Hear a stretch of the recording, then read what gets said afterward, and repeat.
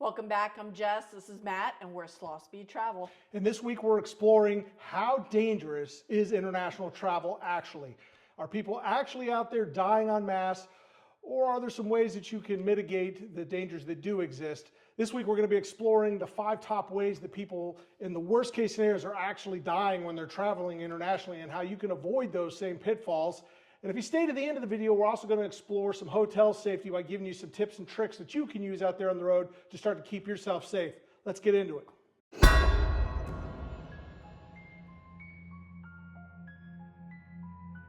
When you think of travel, what then is the fear that follows? What thoughts keep you awake in the glum of the night? The obvious, the small, the deep water, perhaps the natural frailty, or the world, or the human vice, or even the fear of the ultimate fate stalking us even in paradise. Or are they all just figments of our imagination, played in a loop to prevent us from experiencing the open sky and sandy beaches? Well, fear not, weary traveler. It is not as bad as you may think.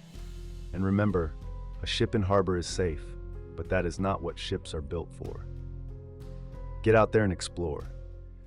One of the things we found when we began to tell folks that we were going to be starting on this adventure of doing international travel was that people would say, oh man, that sounds dangerous when you would say or start to name some of the places that you might go.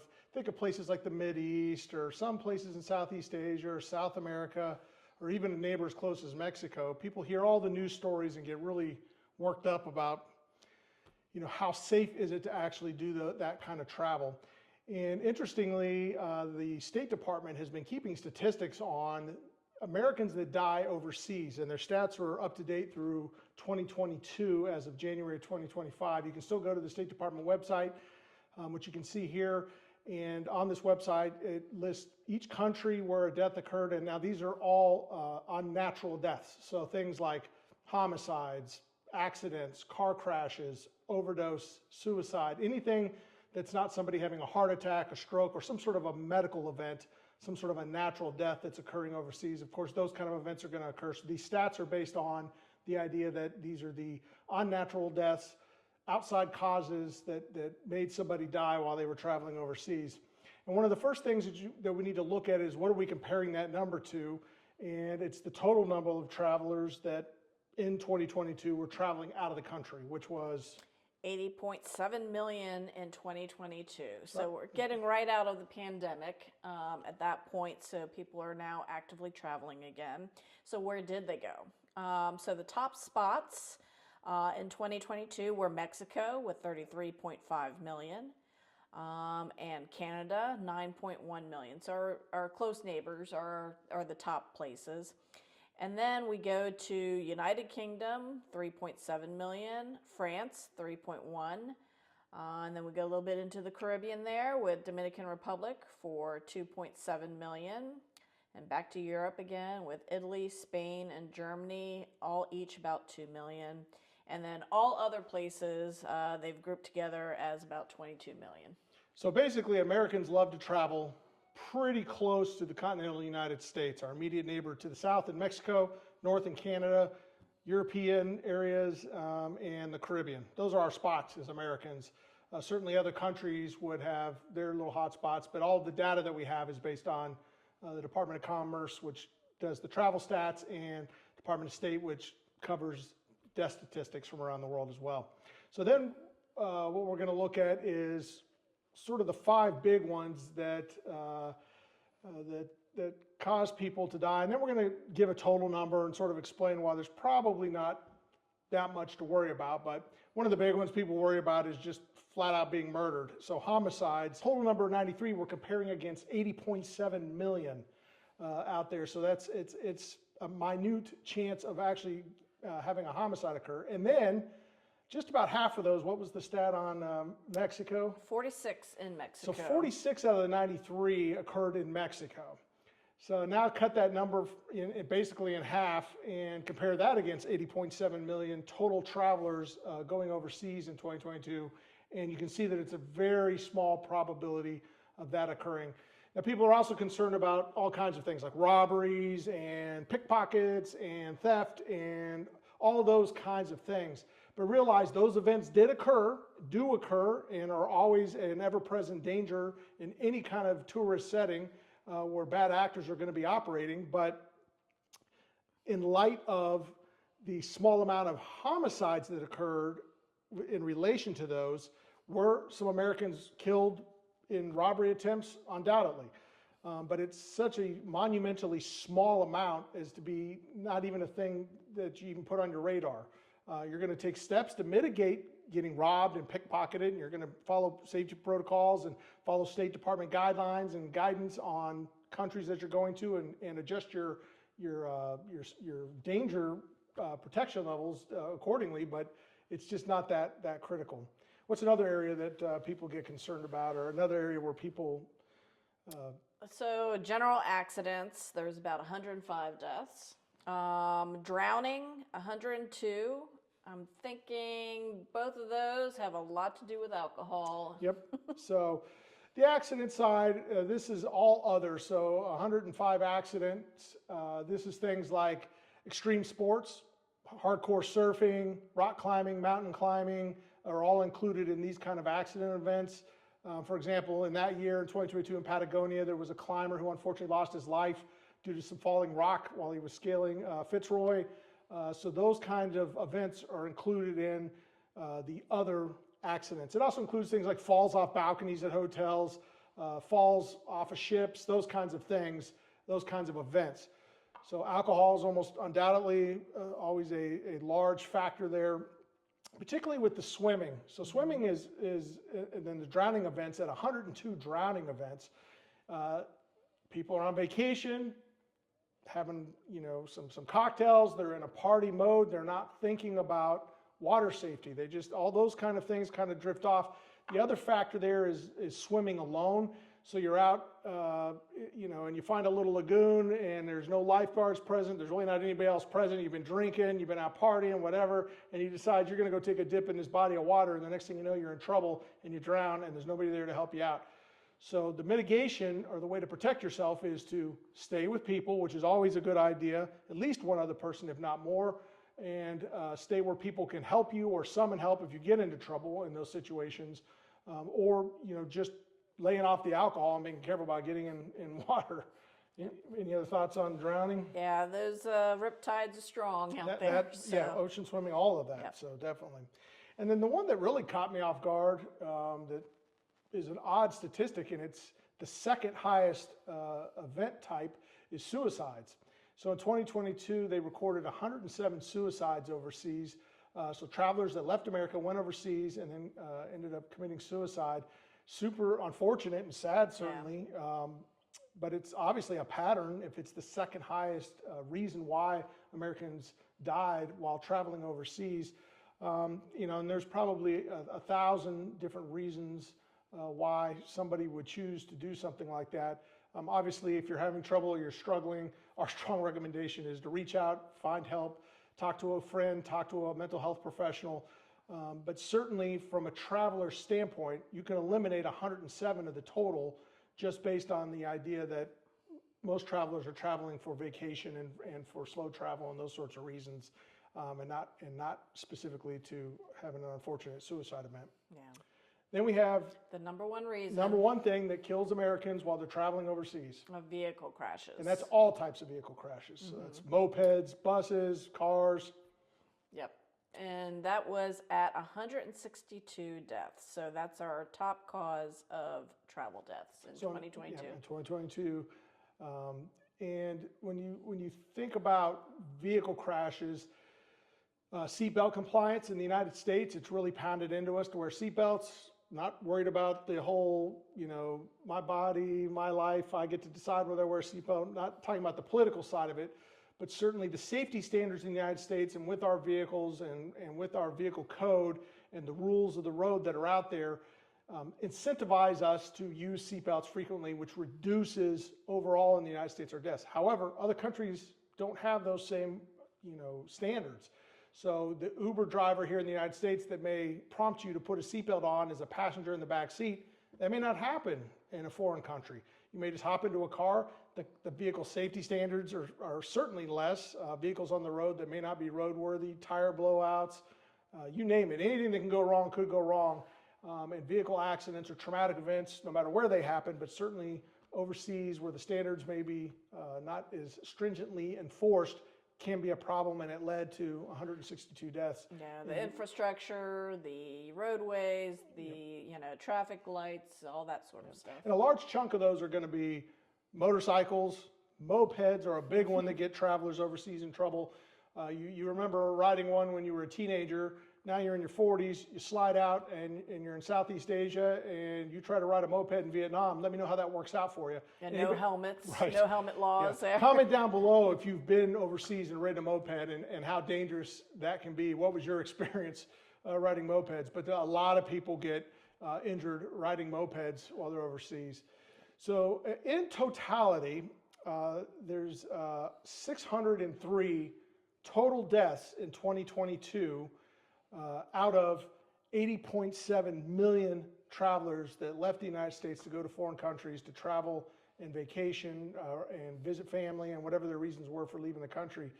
And it's what. So that percent is 0.50000074%. Literally, your chances of being hit by lightning are higher, which in the United States is about 1 in a million chance on any given year of being hit by lightning, compared to traveling abroad. Traveling abroad is by far way safer than braving outdoors when there's a lightning or a storm occurring.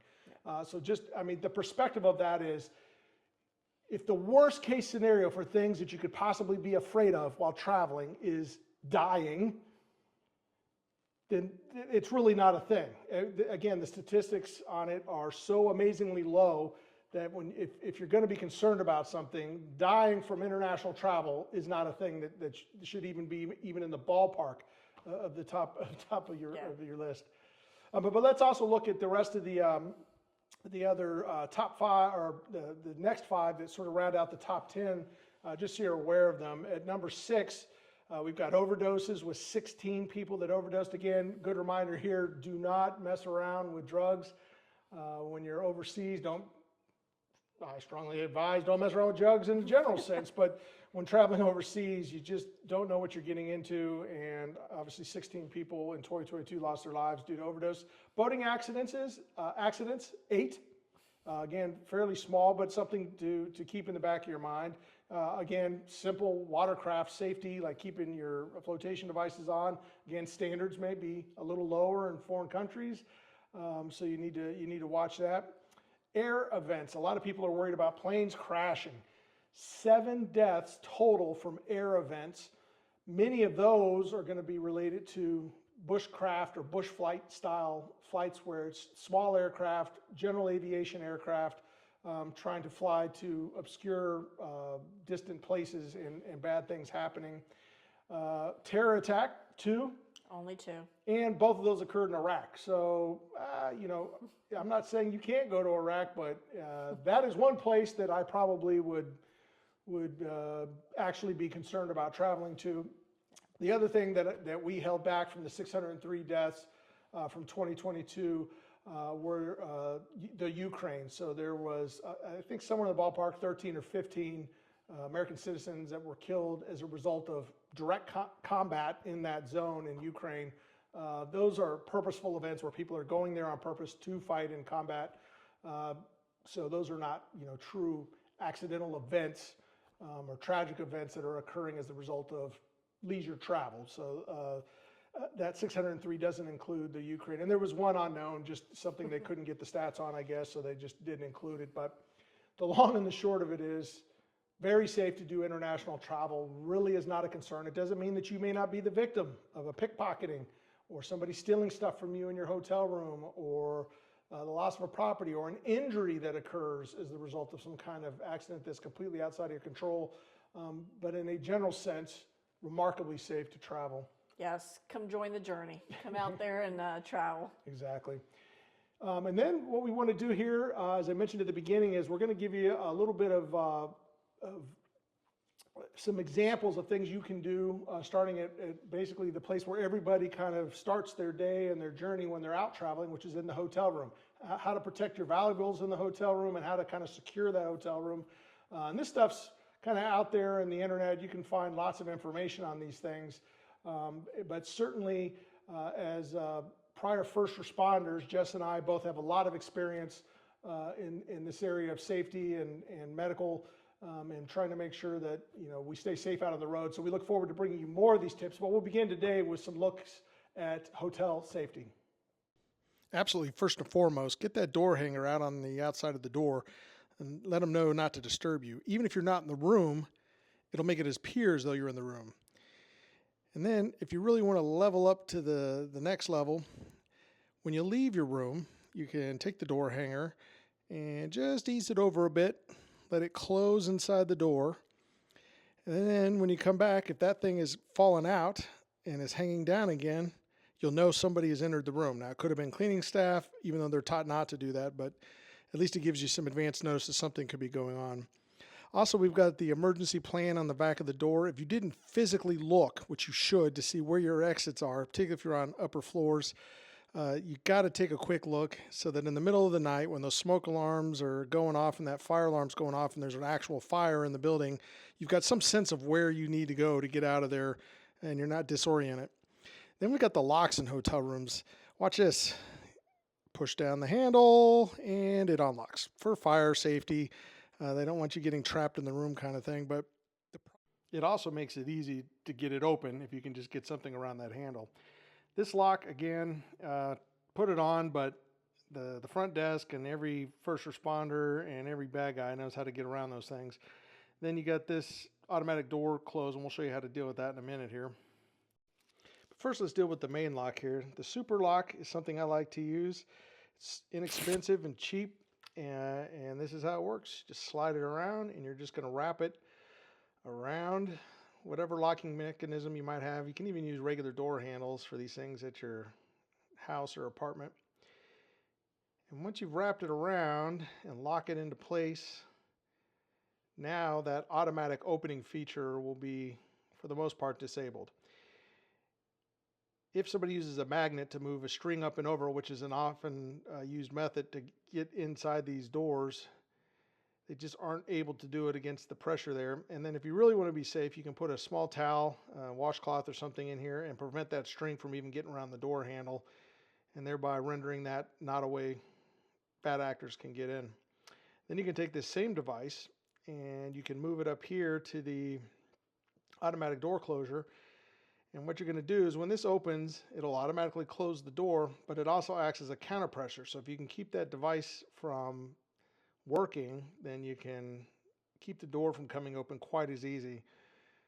And there you go. You can also use your belt, bathrobe, closure, anything that you can wrap around there and lock in on that. To really watch out for these punch code style locks that you'll find in many Airbnbs, because who knows who has this code. They're supposed to change it, but they may not. So there's a second device that I like to use to deal with these kind of doors. We'll take a look here. So we already looked at the super lock in the hotel room context, but sometimes I like to bring a couple of different devices in case one doesn't quite fit or doesn't quite work. If I can use both of them in conjunction with each other, fantastic. And I also like to layer in front door, and if you're living in an Airbnb where you maybe have a bedroom door as well, you can put a secondary lock on. And the second type that I really like, because it's flat, it's lightweight, and it's wildly inexpensive, just a few bucks for each of these devices, is this locking device. And essentially it's got two sizes of interlock here, and it goes right inside the lock. So that fat side there isn't fitting, so I just spin it around. It locks in. Oop. Like I'm saying, it's super easy to use.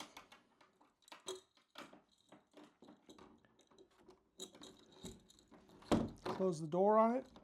It's held in there. Then you take this silver piece here and just get it as close to the door as you can and lock it into place. Now, even if the door's otherwise locked or unlocked or someone has access, it makes it so that you can't get in. Now, is this perfect? No. If somebody wants to get in, they could certainly batter through this door, but you're creating a time and distance element where they've got to batter down this door. Then they've got to batter down a secondary door to get into your bedroom potentially if you're in an Airbnb. And all of that stuff is buying you time to get on the phone with local authorities and get help coming. So I love these locks. I carry 2 of them actually, along with 2 of these super lock style locks. In between the layering of all of these, it gives really good door security, and it's a really great, inexpensive, and lightweight way to protect your doors when you're traveling. So some people think the hotel safe might be the best place to put your valuables, computers, phones, money, anything you might be thinking needs to go into a safe. But it's actually one of the last places I would ever put anything when I'm staying in a hotel room. First of all, think about it. You're just programming in a 4-digit code. But how many people do you think lock themselves out of these hotel safes all the time? Somebody's got to be able to get back into them. The front desk can access them. There's actually a little slot up under here that's just an access key point where they can get into these things in about 2 seconds. And if the front desk has a key, so does everybody else. So instead of using the really obvious places to try to hide stuff or camouflage stuff in your hotel room, I love hiding things in plain sight. Really obvious places that people just don't think to look. And one of my favorites is right here, the old toilet. So on the toilet, you got a couple options. If you have enough space between the tank and the wall, you can actually hang stuff, in this case my wallet, which I've decided I don't want to carry with me to the beach or something. You can just sling this on the back side here.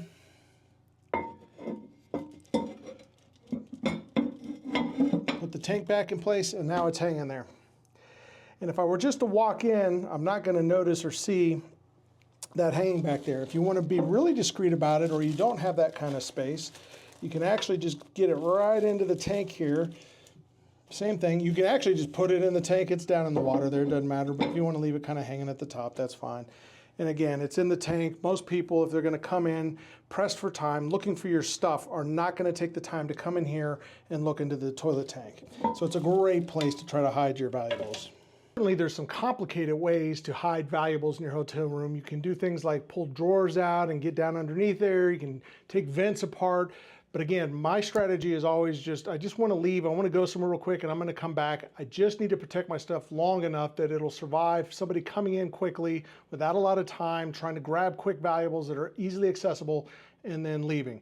So again, in the concept of hiding things in plain view, I like to get up high. So if you can get up high and get it toward the back, again, I'm 6'2", and here I can't see that. If I get far enough away and scan upward, I might be able to see it, but again, all we're trying to do is survive just a few seconds. Here's another great one. Leave your bed unmade. And if you remember to keep your placard saying do not disturb on the front door, in theory, the cleaning staff will not be coming in. But watch this, right underneath. People are coming in, they're going through your luggage, they're going through your bags, they're going through the drawers, they're not looking inside of your bed linen for stuff that's there. You can also throw it inside of pillowcases and just leave it right there. Again, they're going to come in looking at your bags. Plain view, easy to get a hold of, but the last place or places that people typically aren't going to be putting stuff. How about under the cushion of the chair? Watch this, throw a bag on it. What are they going to do? Go straight to the bag, start rifling through your bag, start trying to find stuff in the bag to take. Meanwhile, the most valuable thing you had was sitting underneath this cushion right here. Simple, easy, quick. And these are all designed to just hide things in plain view on the fly without having to be overly complicated, removing grills, removing vents, taking off drawers from furniture. And it's a great way to keep your valuables safe. So those are some of the tips and measures that you can take at your Airbnb, hotel, wherever you go. We'll have more of that as we go along in our travels, show you little tips and tricks. And it's pretty cheap and easy to use. Yep. And that's all for this time. Don't forget to hit that like button and subscribe. Hit that bell also that you never miss out on any of our adventures. Travel safe. Till next time. Bye.